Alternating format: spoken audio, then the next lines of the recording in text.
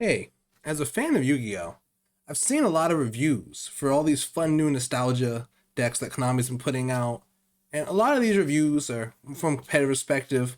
They may fail to fully engage with the art in their short little 15-minute videos. And I see them assume what cards do, speed read cards, skip cards. They eventually get to all of them, but it sort of feels disrespectful to me.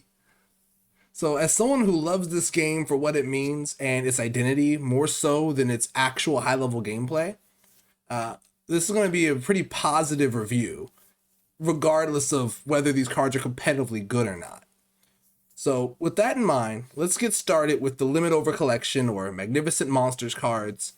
We're just doing the heroes and the prismatic box cards, the only the ones that are anime related. We're not worrying about the competitive design or WP Fancy Ball.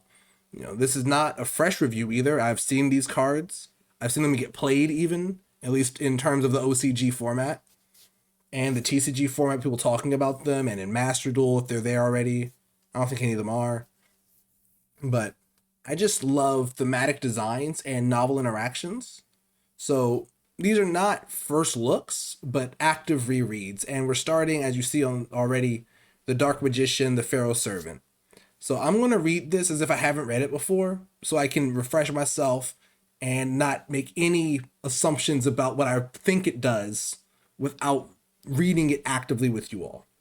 So first, let's look at this card art here, this Grandmaster Rare. I love this design. I wish that there was a way to get these without being one of 100, but that's fair. It's going to be the One Ring for Magic all over again, I think. This is going to be massive. But in terms of design, right? If we take away the cool border and this cool, one out of 100 and this gold, just looking at this as a card, overframes are the coolest thing they've ever done. Like, this one actually is sort of missing out by having this border. Because this actually cuts some of the stuff here. But this just looks beautiful. But if we're looking at the version most people would end up having, this still is great. This is still a Yu-Gi-Oh card, the great Yu-Gi-Oh card design. So we're going to try to really look at the non-borderless, non-overframes for these, because those are so exciting, but I know I'll probably never get one because I'm just not going to open enough product. But just looking at this card, this is Dark Magician. This is Dark Magician as I remember it and as I want it. And it's the thing I've been asking for a long time. Is a new Dark Magician that does the Dark Magician things. That isn't like meant to go with your Dark Magician. This is meant to replace your Dark Magician effectively. To me, that is awesome. So we'll go with its effects. So it's a Dark Monster, of course, Spellcaster, level 7. 2521, so it's a pure Dark Magician stat line. This card's name becomes Dark Magician on the field and in the grave, which is just like a lot of the other Dark Magician support we've gotten that's meant to replace Dark Magician. They never replace it in deck, which is interesting. I think this is more fun because this is meant to be just Dark Magician, the Pharaoh Servant. It's not Dark Magician, the original normal, being supported, which I like already. So you can only use one of the following effects of Dark Magician Pharaoh Servant per turn, only once that turn. This card is in your hand. You reveal a spell in your hand. Special summon this card. Set a spell trap that mentions Dark Magician from your deck.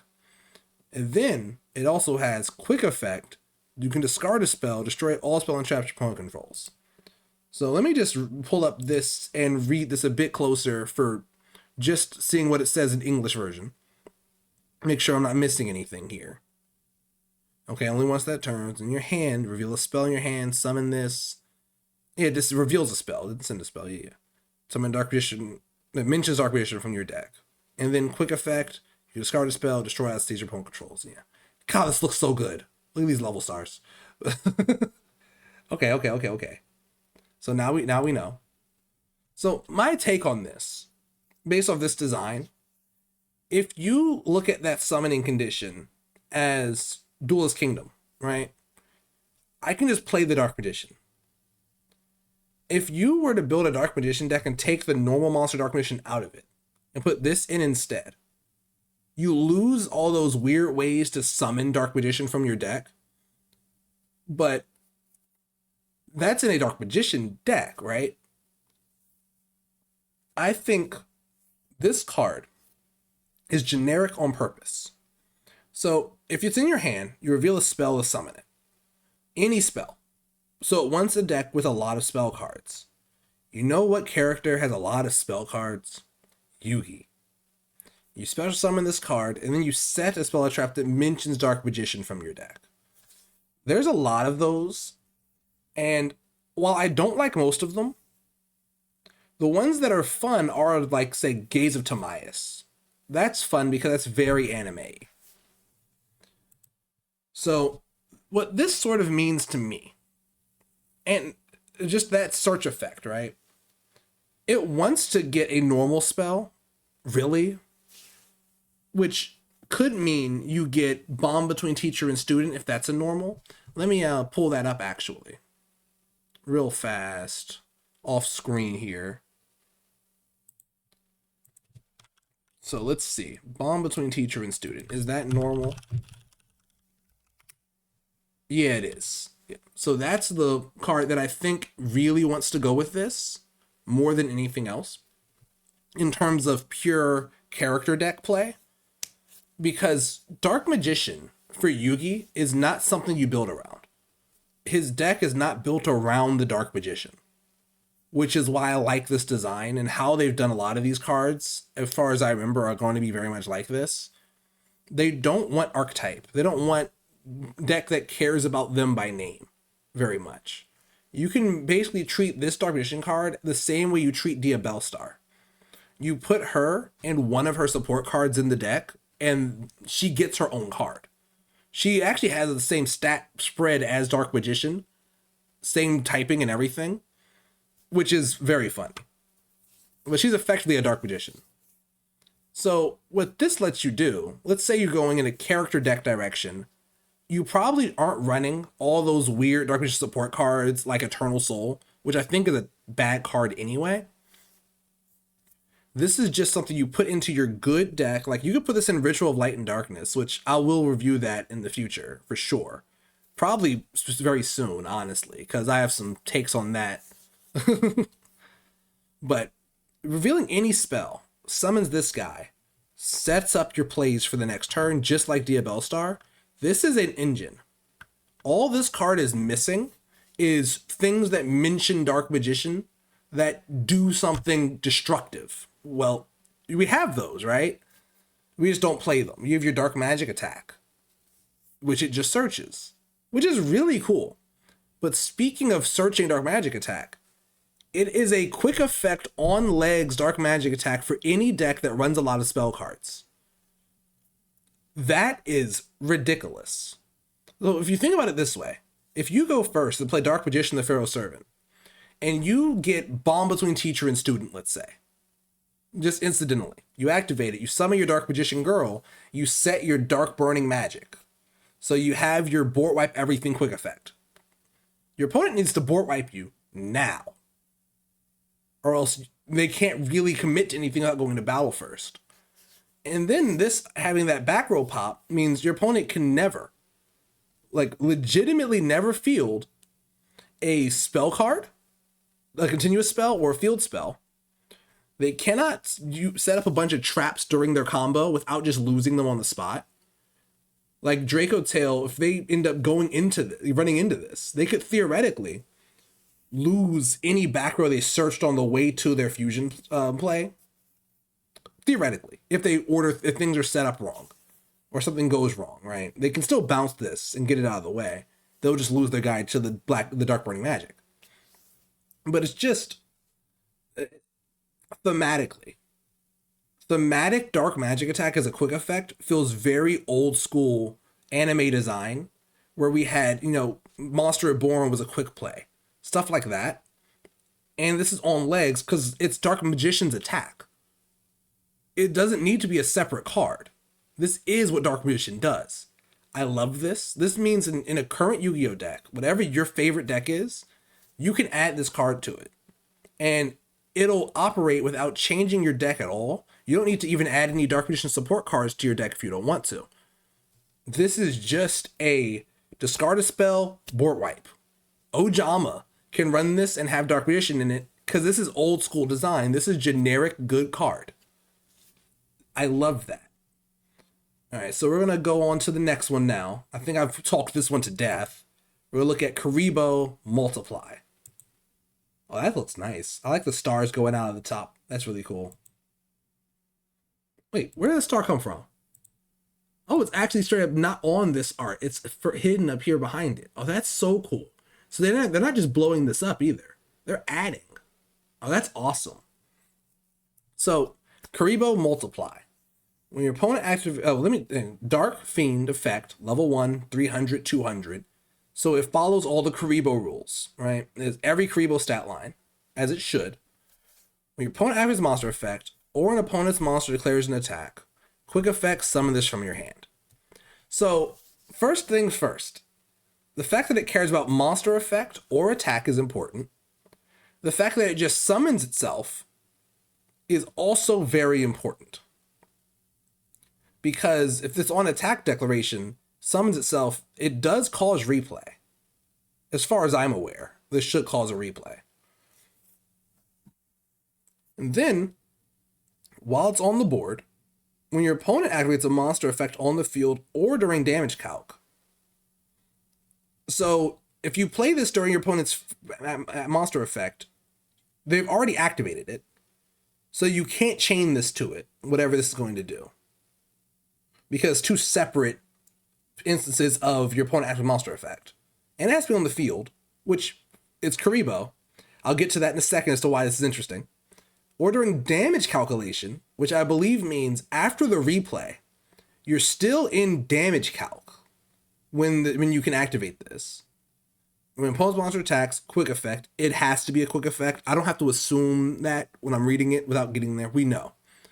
You can add to your hand or special summon a Dark Magician or a monster with 300 attack, 200 defense from your deck or grave, then make that attack 0.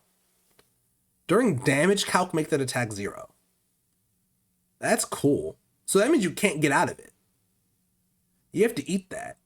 And this card doesn't get rid of itself. This doesn't remove itself from the field at all. This just stays there. Holy, that's annoying. And yeah, once a turn by name. Okay, good. So is the summon per name? I don't know if that's the case or not. If this effect, this once per turn, is not once per turn, that's messed up. That's actually screwy. I'm assuming, I'm just going to take an assumption here that this part only applies to here, to the first half, which is disgusting. But if it applies to both, that's fine too. I hope it applies to both. If it only applies to the first half, this is crazy. But what this is cool about, so there's a card, Detonating Karibo. I think I'll just pull it up here. I don't have it actually available, so I'm going to have to pull it up on the side and I'll drag it in. But Detonating Karibo is a very interesting design. And specifically interesting because of this card. So, right here, right? Detonating Karibo. If a Karibo monster's on the field, summon this from your hand. But when your opponent activates a monster effect on the field, equip this to that monster as an equip spell and negate it. This is meant to be sucked up by Thousand Eyes Restrict like it is in the art here. Just, by the way, that's all this is for. That's what makes it cool. But, with Multiplying Karibo, this can cheat that one out. So what can happen here, in a chain of effects, let's say they activate a Searcher. You play Karibo Multiply. Then they activate, they summon another monster, overlay for another Searcher that activates on board. Well, now you activate Multiply, and you can get Detonating Karibo.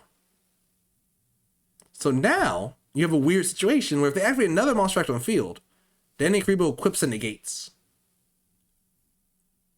Or, If they go to battle to get around that, you summon another detonating Karibo or a Karibo multiply from your deck, or just Dark Magician and turn them to 0. The one downside of this card, the thing I don't like about it, is it summons specifically Dark Magician. I don't like when we care about Dark Magician directly. That's less cool than if it, said 2,500 attack, 2,100 defense, Dark Spellcaster level 7. I'd actually rather it say all that than just Dark Magician. Or say monster that mentions Dark Magician. It's more interesting that way. So that's a little boring part of it. It's still really cool. I just don't like the idea of including a retrain with its original version in the same deck.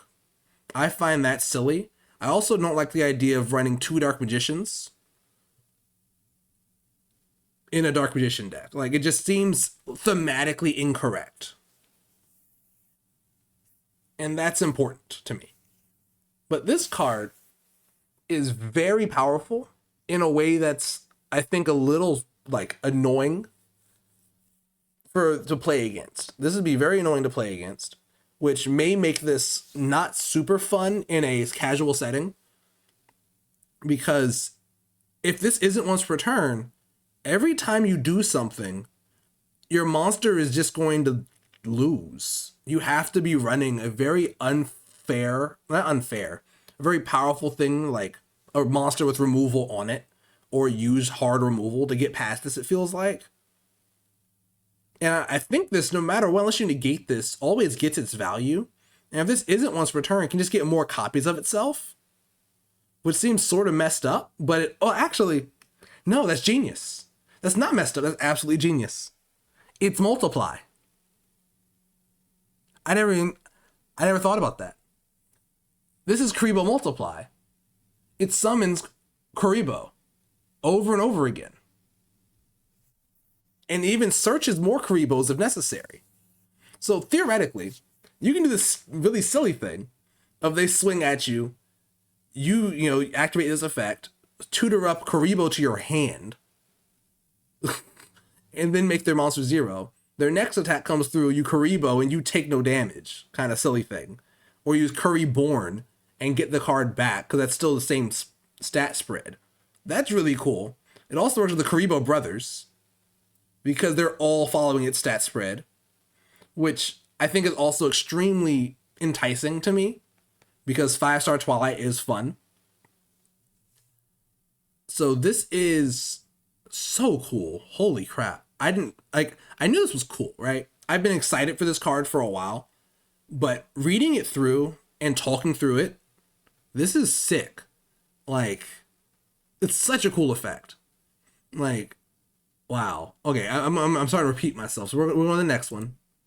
All right, that's not you. All right, Dark Magical Curtain. So this one, yep, there's Dark Magic Curtain in the corner there. It's not about him anymore. It's about Dark Magician Girl. We always knew. We always knew. But this art's great too. Is this a blow up or is this a? Well, let me go back to the old one, please. Okay, it's probably just lagging out, I guess, at this point. Oh no, here it is. Yeah, it looks like it's mostly a blow up, but then it has a little bit more of the head and the legs. I mean, this is just a strictly better art. It has more detail even. No, it just has more parts to it. This is still cropped out at the top. It's just, yeah, it's just so cool. This makes me so happy. So, quick play spell, because one thing about old Yu-Gi-Oh, about especially anime references for DM, Battle City, it's every spell card was quick play at one point in the manga, which is why things were very inconsistent in the anime. So this is Dark Magic Curtain, as it should be, how both, Arcana and Yugi both summon a Dark Magician. So I think they use Magician Circle for that at that point. I don't remember.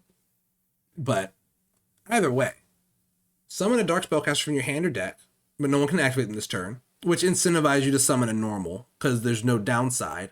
I'd prefer it not be about summoning a normal and original name Dark Magician. I don't like that very much because Dark Magician the Pharaoh Servant exists. And I feel like when you make a retrain, we should replace Wholesale. And I also don't like the idea of Dark Magician deck, because that's an Arcana. Arcana's Dark Magician deck. Yugi is not Dark Magician deck. And that's something I really want them to get away from. But this looks like it's a bit more open, right? Summon is Dark Spell from hand or deck, both players. Then if you summon a monster whose real name is Dark Magician or Dark Magician Girl, so even doubly reinforcing that they want normal monster Dark Magician. You can add a spell trap that mentions Dark Magician, except Dark Magical Curtain, and only one Dark Magical Curtain per turn. So this is Dark Magician the Pharaoh Servant, effectively. It's just another version of that card, except for this one works with base Dark Magician. So if we think about it this way, this card is actually the more traditional support for a deck that would be running Dark Magician cards, more so than Dark Magician the Pharaoh Servant. But in an anime context, they don't go together. And that makes me annoyed. Dark Magician the Pharaoh Servant does not play well with this card, even though it mentions Dark Magician and can set it. Because first off, it's a quick play, so you can't activate the turn you set it via effect from the deck, or just setting it at all. Second, if you summon the Dark Magician, the Pharaoh Servant, it can't use its back row removal effect this turn. And its original name is not Dark Magician, because it's only Dark Magician via effect on the field or in the graveyard. And then this tutor effect is open enough. It's just, I think what you want to do with this is a Dark Magician engine kind of situation. Because if this summons Dark Magician Pharaoh Servant, it doesn't get you anything, right? It works better for the Primite. I care about the fact that this is a normal monster Dark Magician. It also, I think, plays better if you're down-powering a Yugi deck. Like an up-powered Yugi deck would probably rather have the Pharaoh Servant and not normal Dark Magician, because that's just a card that you don't really want to play when you have both, because it's sort of awkward. And it's not, once again, not awkward in terms of viability competitively or how powerful it is. It's thematically awkward, because I've replaced it. It's like running Celtic Guardian and Obnoxious Celtic Guardian at the same time. Why? Or Gaia the Fierce Knight and Swift Gaia the Fierce Knight. One is strictly better than the other. I don't like going back to normal monster as being good. We've moved past that as a design. And it just sort of means you have to make very, very wordy spell and trap cards to make that work. Whereas Dark Magician, the Pharaoh Servant, has built-in dark magic attack and does the same thing as this, really, without giving your opponent anything. And is more generic. But I do like that both sort of serve that you can put this in your deck and only think about it in terms of what the one thing it does is, not how it's part of your engine, right? Like, same thing you do with Diabellstar. When you add Diabellstar to Labyrinth, she's not part of Labyrinth. She doesn't really do anything for Labyrinth. It's just another thing to do. So that's why I like this. I just wish it worked with monsters whose name is Dark Magician, not original name. Maybe that's a translation thing, but I feel like it actually is original name, and that's not as fun. So that's a knock against it. It's still a great, beautiful card, and I really want to play with this. I just don't like the concept of Dark Magician deck. I don't like the concept of Blue Eyes deck, and we'll get to that later when we do the rivals, eventually, whenever I get around to making that video. So then we have our favorite hero, Shining Flare Wingman, which is wrong. I put these in a different order. So this requires some context in my brain because of how anime works, not because how these cards work. So we'll look at favorite hero Flame Wingman first. So starting off, we're looking at Flame Wingman stat line, right? Wind, Warrior, Fusion, level 6, 2112, favorite hero. So just in case we're not aware, He says my favorite hero, Elemental Hero Flame Wingman. That is like what it's like his favorite hero monster is this card. Is why that's interesting in and of itself. It's also why that spell card favorite hero features this, because favorite hero simulates that first duel with Skyscraper. Board white, burn, kill, right? Simple as. So this art, is this going to show me? Yeah. Oh, wait, that feather. Is that feather normal? It is in the normal. Okay. I love that the full arts feel like the card's coming forward from its original art, not just blown up, but it feels like it's moved forward. Because the moon, I think, is in the same position. Yeah, I think the moon's in the same position, just made less bordered. But the monster came forward. That's really cool. I love that. And Flame Wingman is like, if Elemental Hero decks were about Flame Wingman, the world would be a better place. So, 2 monsters, same type, different attributes. I think that's the Garura rules. Is that Garura or that Mud Dragon? It's one of them. I'm not going to check because it's not super important. I don't want to ever super poly this. I feel like that's like wrong. Like bad. Generic fusions always rub me the wrong way. But it's always an Elemental Hero card, which is important because it is Elemental Hero Flame Wingman. Effectively, you can call this card Elemental Hero Favorite Hero Flame Wingman. This is a hard replace for OG Flame Wingman. Even though it doesn't have the same effect, it doesn't have the burn. I know this because I've read these many times.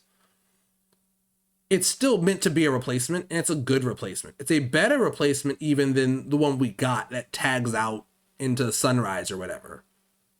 Well, I forgot what that was even called.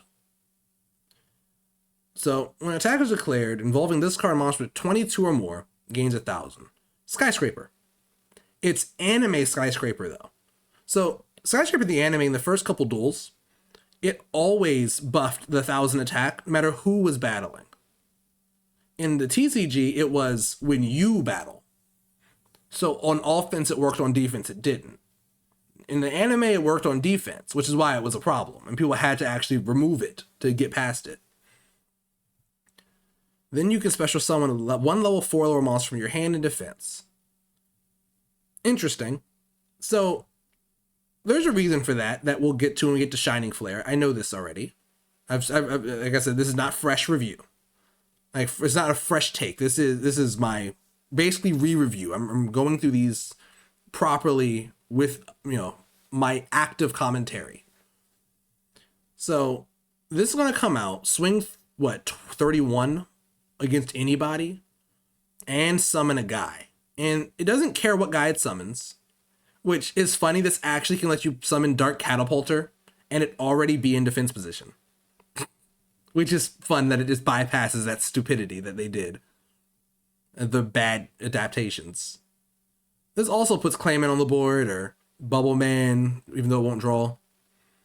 But this is for the Spark Man on field, so you can fuse afterwards.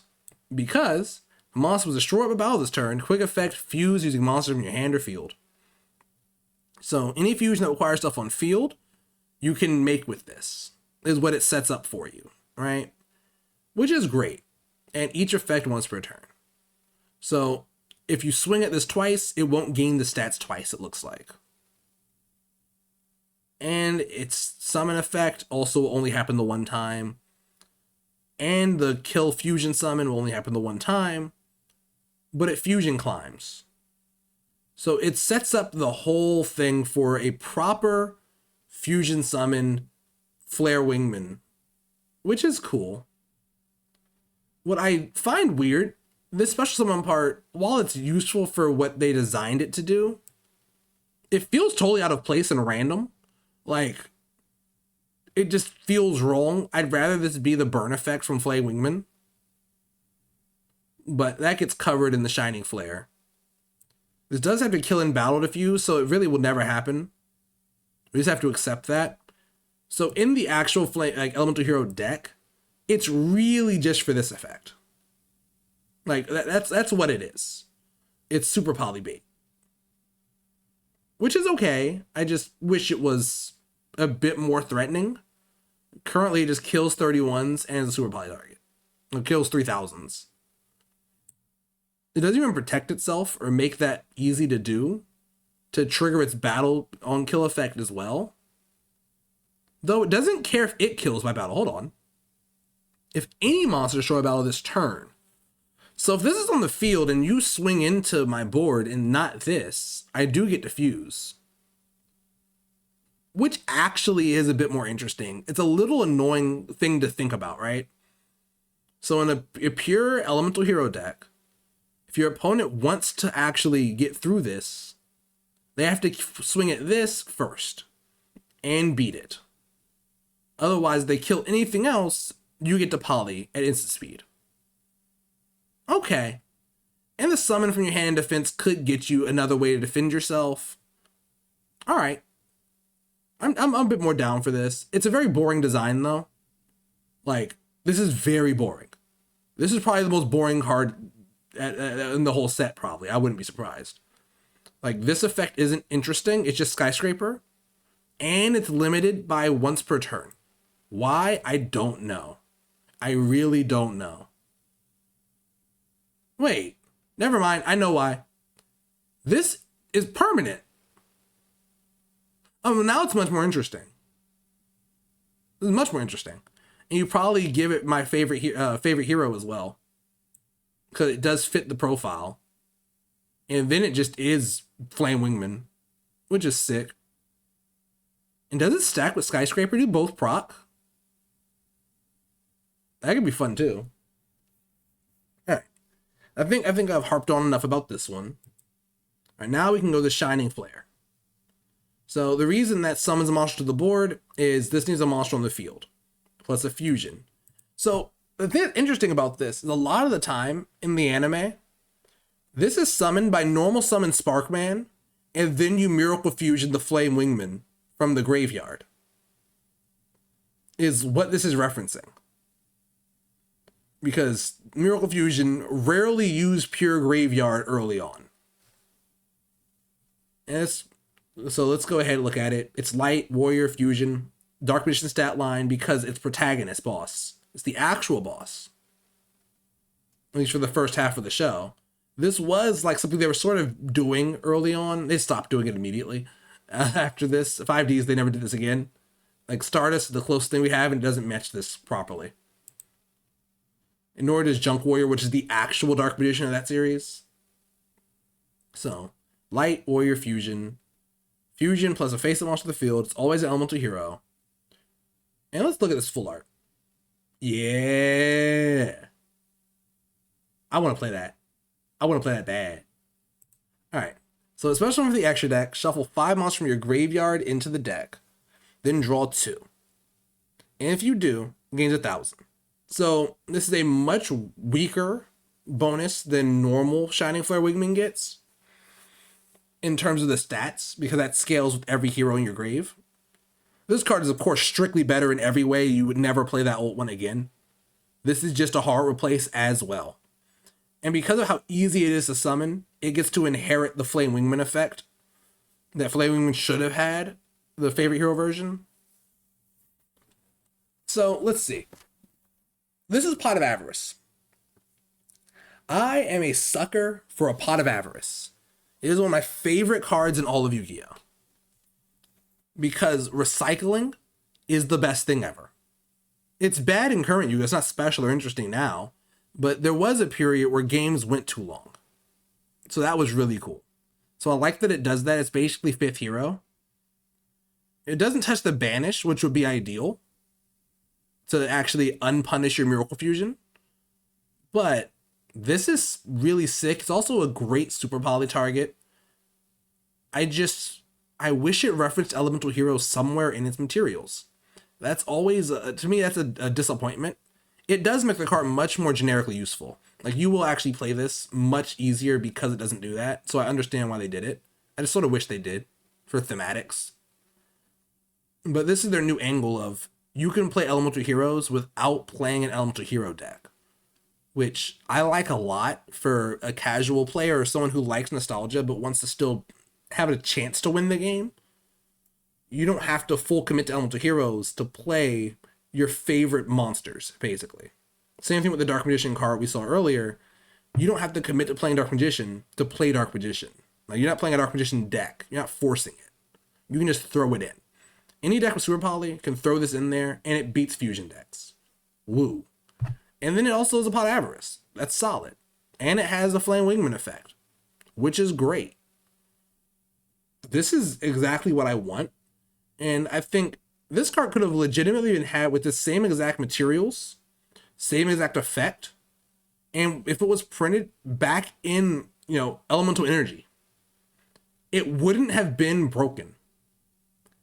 It would have been okay. Like, it's not that strong, but it's really, really cool. It gives you that Pot of Avarice, which references elemental energy, because that's the set that card's from, which is awesome. It gains 1,000 because it's a Flare Wingman. Getting to 35 is cool. It also has the Flare Wingman burn effect. So it's everything it needs to be. I very much like this card, and its materials are anime related by virtue of Miracle Fusion uses Field Engrave, and it always was Sparkman Miracle Fusion or Flame Wingman Miracle Fusion with Sparkman Engrave. Always. I don't think this card was ever polyed out naturally. I think it was always Miracle Fusion. I don't remember. But moving on, we can go to the final GX card from this batch. Wing Karibo, Saboteur, level 10. All right, let's see. Can we get this? Yeah, buddy. That's so much better than the base art. My gosh.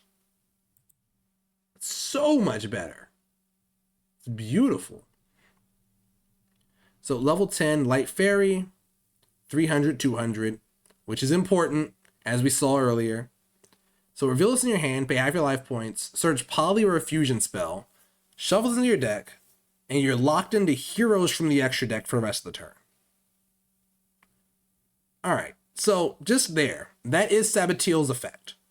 You control that in the real life version of Saboteur is you control Wing Karibo, I think on your field or engrave, pay half your life points, search for a polymerization or fusion spell, I think specifically the same exact text, and then shuffle it back into the deck. And if you've played 3 of them, if there's like, I think if there's 2 in the graveyard when you play it, you also get a huge buff to your fusion monster or whatever. The anime version did not have the Wing Karibo requirement. It was just the pinnacle of alchemy, because that was the whole point of that first season. So this does all of that. It locks you into heroes, which I think is good for this kind of effect, because otherwise this just searches branded fusion and isn't nearly as fun. It's much more powerful if it didn't lock your heroes, but it's not as fun. So I like the hero lock.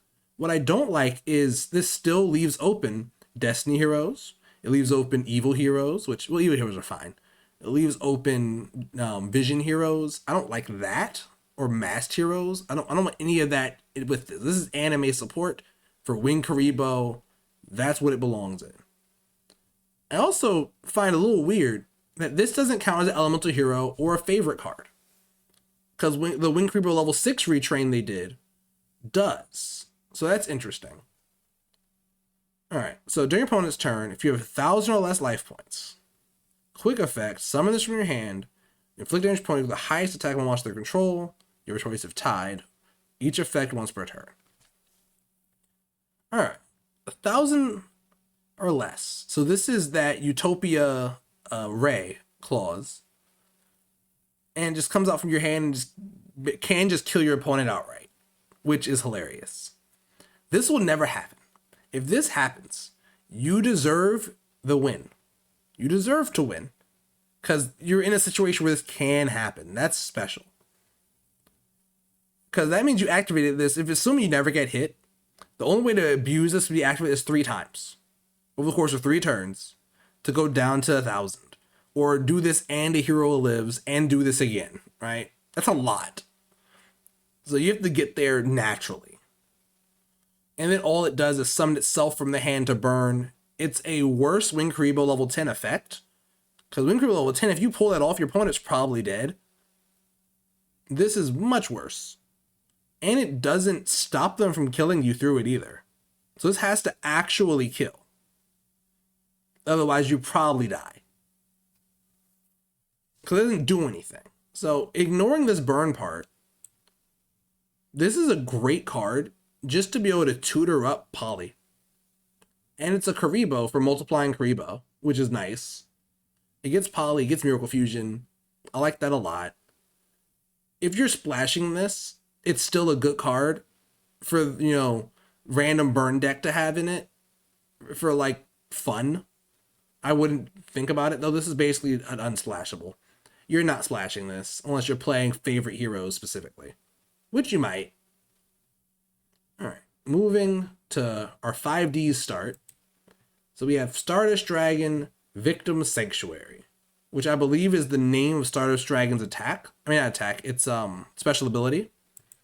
What's the full art look like? Come on, come up. There it is. Yeah, that's cool. Are those claws on the bottom too? No, that's its... What is this claw? Where's this from? What is this? That its tail? It's its tail. I'm quite sure that's the tail. I think. I can't tell. It looks really cool though.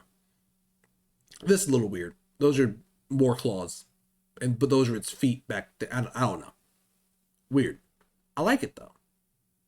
Oh, this is the other hand. I can't tell. Something about the perspective on this card's wrong. Feels like. Something just feels off. Alright. Wind, Dragon Synchro, 25, 2000. This is when they broke that 21 rule and never fixed it again. Dragon Synchro effect. Because we ignore Neos, alright? We ignore him. He's cool, we ignore him. Tuner, non-tuner, generic. Has to be generic because it is a signer dragon. If it wasn't generic, I'd be mad. Opponent activates a card or effect in response to your card or effect activation. Tribute, negate, destroy. Okay. So, this protects your things that you just did. It doesn't protect your things... Yeah, this doesn't protect your cards, though. Like Stardust Dragon does. That's weird. So this stops interaction, specifically. That's incorrect. I feel like this should just be a thing that stops anything that would destroy. Just be like Stardust Dragon. Instead, this isn't functioning as a retrain of Stardust Dragon. This is weird. I don't like this design very much because this doesn't stop Black Rose Dragon or Red Demon's Dragon. So Stardust Dragon, by its original design, hard counters half the signer dragons that aren't it. I actually think it even counters itself because it destroys two, I believe, with its negate. But this doesn't stop Black Rose Dragon. This doesn't stop Red Demon's Dragon after it battles something else. That was like sort of the cool little bit between those cards. The Stardust actually checked some of them, and then by size checked the other ones. Except for the Blackwing one, which we don't talk about because it shouldn't exist. If a monster in possession was tributed this turn, quick effect, banished from your graveyard, special summon a Stardust Synchro from your extra deck. Each effect once per turn, and not more than one in the same chain. Interesting. So if I tribute this to negate and protect, I can't then tribute it, banish it from the graveyard in the same chain. So I have to wait until the next opportunity, which I guess is so that you can like banish this from the graveyard to stop that effect with like Call It by the Grave or something like that. Fair enough. Why not? I don't like that it protects your stuff from being interacted with. That's less interesting. It's more current Yu-Gi-Oh! Than Stardust Dragon is. Like, in current Yu-Gi-Oh!, Stardust Dragon's effect doesn't come up very much.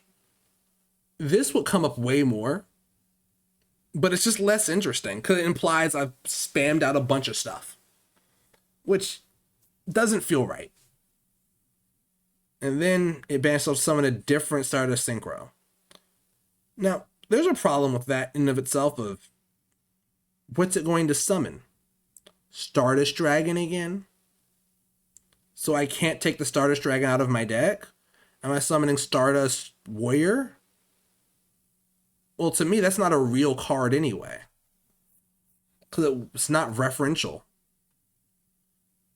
So I don't like what this is saying here, what this wants me to do. I'd rather this replace. Like, this is a strong card.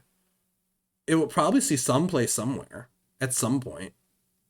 It's not very interesting. It feels very forced. I don't like it very much. Star Junk Synchron. This is just cool. I'm just happy they've retrained Junk Synchron in a way that makes so I don't need Junk Synchron because of the substitution effect here. But Dark Warrior Tuner, level 3, 13-5. It's just Junk Synchron. Beautiful. Alright, so for a Synchro Summon, it's any Synchron Tuner. Amazing, that's all I wanted. This lets you make all those bad warrior monsters, just like Quick Draw did. It keeps that going. I like that a lot. You can use each of the following effects of Star Synchron once per turn. If it's in your hand, target one level 2 or lower monster in your graveyard, summon this, summon that, negate that, and lock you into Synchros. Synchro lock is irrelevant because in Yusei's deck there would be nothing else. Special summon that monster, so this is just Junk Synchron, but from the hand instead of normal summon. Right? Like, this is the kind of retrain that I like the most. I can take the Junk Synchron out of my deck, replace it with this. The cards still function effectively the same, but it plays modern Yu-Gi-Oh! And then it has this bonus effect. You banish a card from your graveyard. Junk Warrior you control cannot be destroyed by card effects this turn. That's so weird. Because this isn't one of those protection effects that you do, like, instead of something dying. This is in advance. So it really just doesn't come up unless your opponent has something that would just kill the Junk Warrior that they haven't done yet. So I don't care for this part of the fact. It's just rider text. It's just a bonus. It gives it away also to mention Junk Warrior, which all the new Yusei support they made is about Junk Warrior specifically, which I like. I do like when things are tied back to something. Like, they reference Junk Warrior without being junk cards. Like, the new Sonic chick cares about Junk Warrior. That's important because now I can have it sectioned off somewhere where I'm playing Junk Warrior as my main thing, and I'm playing the warrior part of his deck with access to Stardust Dragon, because Yusei was not a Stardust Dragon player. That was his, super boss. But it wasn't the most important thing he's doing. He won games with Nitro Warrior, Drill Warrior, Turbo Warrior, Junk Warrior, Road Warrior. Like, even Junk Destroyer, Junk Berserker kind of stuff. Junk Archer. He won games with a litany of generic, interesting monsters that required weird materials that were considered bad cards. This whole deck was supposed to be just bad cards he makes work. And Stardust Dragon's his one good card is the design. That's what's interesting about him and his decks. What I don't like is when we become Synchron deck. Synchron deck isn't fun. Junk Warrior supporting cards is much more fun than caring about the word Synchron in a name. So I'm happy this moves away from that. I don't want to ever play tuning again. That kind of thing. So the more further we get away from the word Synchron being important in a name, the better. Actually, the more we get away from names mattering, the better. Because I don't like when my deck all says the same exact words over and over again in the deck list. That feels bad, but that's because I'm used to your deck being full of generic one-ofs. This card's really cool, but it's very simple. But it's a great design. I love that it's a hard replace. I wish the Dark Magician one was a better hard replace, but this still is pretty good. Synchro Emergency. And like I said, these are the most important cards, not Stardust Dragon. Notice it's not here. I like this, though. They're all popping out.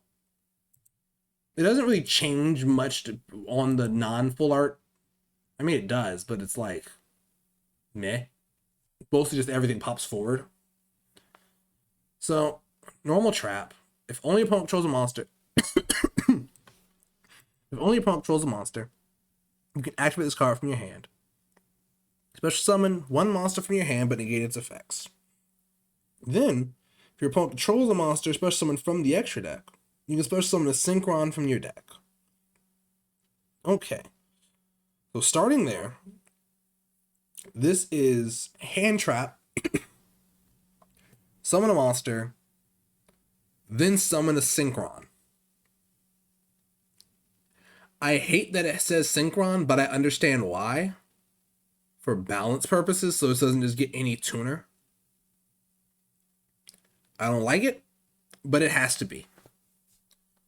It's just, get away from this word.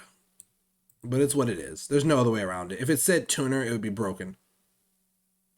Because it doesn't negate the effects of things summoned from the deck. So it has to be from a limited pool. I understand. I just wish it was more generic, honestly. Even though that'd be very powerful for like Cool Tune, but who cares? If it's too powerful for that, they just ban the Cool Tune cards. So your opponent controls a monster special from the extra deck, summon a Synchron. To the end of the next turn after it resolves. So a whole turn cycle. You play it, your opponent's turn happens, and then at the end of their turn, you're unlocked. But after it resolves, so it's another rest of turn situation. Except for it's until the end of the next turn. Okay. But if you have your opponent's turn, you're locked out on your turn, so that's fair. So you may as well, this is only going to be played in a pure synchro deck then. A deck that only cares about synchro summoning. Fair enough. Manage from the grave. Yeah, this immediately synchro summon. Yeah. And one synchro emergency per turn. Okay. Not one effect, one copy. How that reads to me is, wouldn't this also count as the one activation per turn? So on your turn, you do this, summon the guys. If you went second, right? Yeah, if you go second, you summon guys, and then on your opponent's turn, you synchro summon. Unless you have a monster that can synchro summon instant speed. Is how that reads to me. Or can you do this effect at the same turn? I feel like you can't. But it might be how it works that you're meant to do it at the same turn. But I feel like, I guess it would say only one synchro emergency per turn and only one effect per turn, probably. Well, no, because activating it from the graveyard is activating its effect from the graveyard, right? Not the card. Yeah. So this is one card synchro emergency per turn. This is an effect of synchro emergency. So you can go in second if you have a monster in hand and a Synchron in your deck. If they use the extra deck and make a guy, you can instant speed synchro summon. Alright. Oh, it's good. It's just good. It's not like exciting for a thematic standpoint, really. It's just a good card. Utopia. Number 39, Utopia, Emissary of Light. Alright. Wow, this is unreadable as a picture. This is just a bad picture. This better? Okay. So Light, Warrior Exceeds, level 4, rank 4, 25, 2000. 2 level 4 is generic. Cannot be sure about except with the number monster. That should have been on every single number monster from the beginning. The fact that it isn't makes me angry. That's not a broken effect. That's not even that powerful. It wasn't even that powerful then. It would have just made these cards a bit better across the board. They would have been so much more interesting. Like, number rule is so cool. The fact that it was anime only was such a missed opportunity. Quick effect, attach a material, target a monster you control. First time you show a battle card effect, it's not. Okay. So this, instead of negating the battle happens but the monster lives. And this itself won't ever die in battle anyway. But it also protects card effect destruction too. Is this once per turn? No, it's not. Just like Utopia. Okay.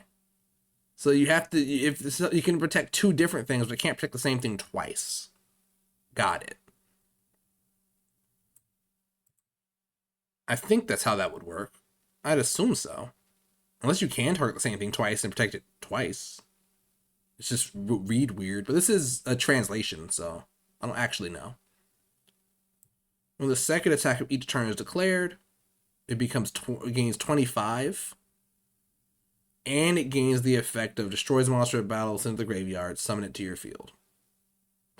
So it gets a weird version of Utopic Future. Okay. It also gets a weird version of Double or Nothing built in. It's just that it's a awkward Double or Nothing where it's not where your attacks negate it, make another attack. It's second attack. So if you have two monsters, one of this and something else, first thing swings, this protects to keep it alive, then this swings, goes up to 5,000, beats that guy, takes that guy. That guy then can just swing, because this is just Goyo Guardian after the second attack of each turn. So, second attack of each turn. So this is permanent. So it's 5,000, then 75. Right? Yeah, each time. All right, yeah, that's sick. Now, this one actually is very thematic. It's thematic all over it. You can hard replace Utopia in your generic rank 4 deck, because that's where Utopia belongs. It's a generic rank 4 monster. But also, in your Yuma deck, this is finally a number monster that can't be destroyed with battle outside of a number monster. It has the built-in OTK line, except for balanced, so it doesn't always just kill. It's Utopia the Lightning as well, in a lot of cases. It's a Goyo, which is cool, so it's also your Utopic Future effect. The Utopic Future no one uses, the base version. I like this a lot. Like, if you take out all the Utopia upgrades and rank up magics, which is the worst part of freaking Zayal, if you take the rank up magic out and just run generic toolbox of rank 4s, 5s, 6s, 7s, and 8s, and 2s, and 1s, because Gaga Magician is cool, this is actually just a great option to be able to make. Like, you just make this going first, and you often just won't die, because it just doesn't die twice. Like, that's pretty good. Like, things not dying in battle is relevant if you can protect them with anything. Like, you have one, like, Solemn Judgment or My Body as a Shield or something down there, and this lives, like, 4 times. And he makes it to his next turn.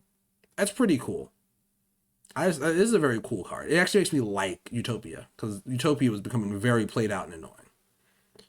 So, on to Gaga Magician, Gaga Magic.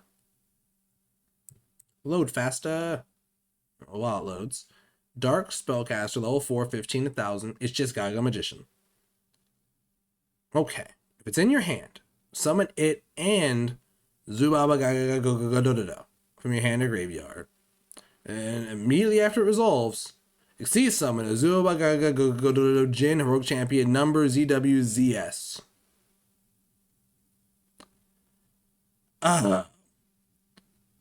And when you do, this is all still the same effect, by the way. Treat the level 1 of the monsters the same as the other monsters. Okay. this card, the one thing that's annoying is this doesn't let me play Rye Rider or Pinecono or Acorno. It does make those not part of the deck anymore, which is okay because the new support for this deck is how I like it, where you can play Dododo, Gaga, Go Go Go, Zubala, and all their associated random cards they've made for them that Yuma would play, which is nice. And you have some level modulation in there built into the archetype, which is what it should have. But now you have a proper Gaga Magician to change levels as part of that group. And this card, the reason I like it is it opens up the gens, the heroics, and all numbers without cheating you into other things that aren't them. Of course, this is a sorcery speed effect, right? Like, this is during your turn. No quick effect here. No surprise Exceed summons. It's just if it's in your hand, it comes out with something from your hand or grave, and you make a guy. And what I like, though, is if you summon the Dododo 6, this can make a rank 6.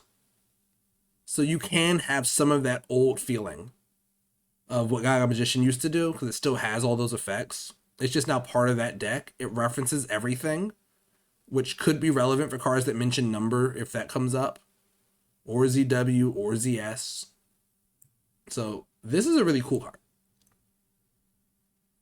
I like it because I liked this pile of things with Zuba, Dododo. I just wish the archetype they made for this in this most recent support had this restriction on it. Because being able to play anything, being generic rank 4 support, is less interesting. I'd rather it have these restrictions, but it's fine. Because to me, Yuma's deck is all about summoning the right Exceeds from a library of 100 of them. Because he had over 15 card extra deck.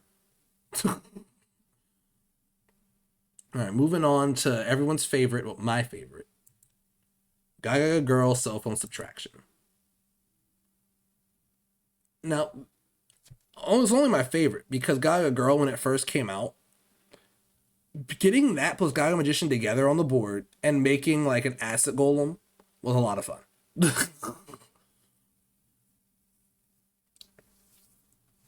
Or any other crazy 3 like Makumek. Because this could also make Makumek and kill your opponent outright. That was fun too. So let's see. Dark Spellcaster level 3,800. I mean, this is just a better art than the non-full art version, so that's fine. Not much going on in the art, but it's cool.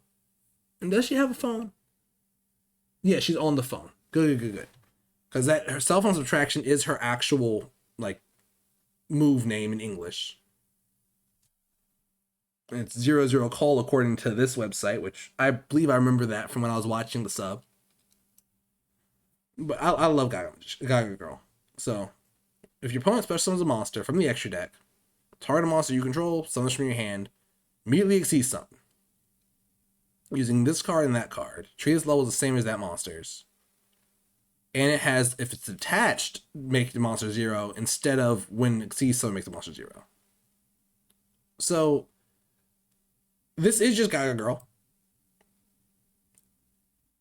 It's literally you take Gaga Girl out of your deck and put this instead.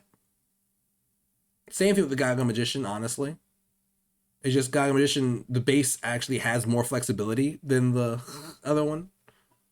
But it's just a hard replace. I like that this is a hard replace. This is sort of what I want to see. Its level being 3 makes it actually interesting, even though it's just going to become a 4 most of the time. The fact that you can make it, a 7 or an 8, depending on what you have. Like, you put this in your deck with, say, Bestials, right? And suddenly you can make it instant speed level 6 if they touch the extra deck after you've Bestialed them. That's sick, right? That's a very Zayao cool thing. It's generically powerful. It's anime related. It does the full thing of make your guy 0 so I can kill him. I think it even does a version of the Makumech play by itself too, which is cool, with any 5. So I like this a lot. And now we're on to when Yu-Gi-Oh! Got iffy. I liked some of this. I did not like some of this. That's sort of how it is. So, Odd Eyes Pendulum Dragon, 4 Heavenly Dragons. I don't know what they will call this in English. I have no idea. That name is too long. But the art's good. The problem is it's still Odd Eyes, and Odd Eyes' base design is not particularly attractive.